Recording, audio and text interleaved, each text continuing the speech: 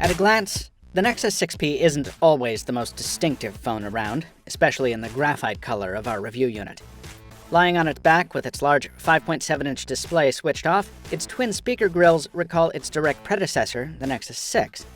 The anodized aluminum chassis summons memories of the old HTC One M7, or Huawei's own Ascend Mate S. From most angles, it could be almost any phone. Flip it over to the back, though, and things get a little funky. Above the oversized Nexus branding sits a rounded rectangle spanning the width of the phone, a black Gorilla Glass 4 window that the folks at Google have nicknamed the visor. It contains the primary camera mounted oddly off-center within an elliptical ring, accompanied by a dual LED flash. The visor is counterbalanced by a barely visible access plate at the phone's bottom, a subdued Huawei silk-screened above.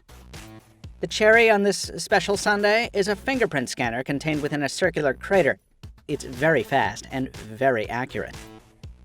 This all comes together to produce an aesthetic that's interesting in an odd way, like a small car with a big spoiler. The 6P isn't an ugly phone, necessarily, but neither would we call it particularly attractive. Probably the most accurate label is unique.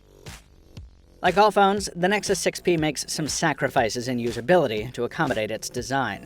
While it's quite thin at 7.3 millimeters, it's also tall and wide with a slippery finish. The result is a pretty awkward slab of metal.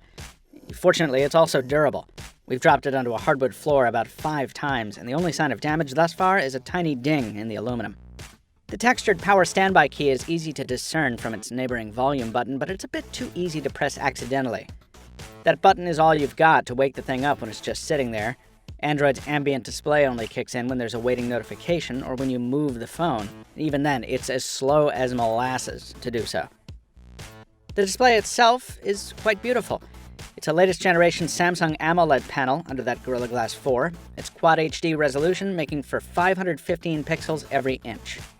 Google says it worked especially hard to tune the display's gamut and white point for color accuracy. The whites look a little blue-green to us, and we could stand for a little more brightness in direct sunlight.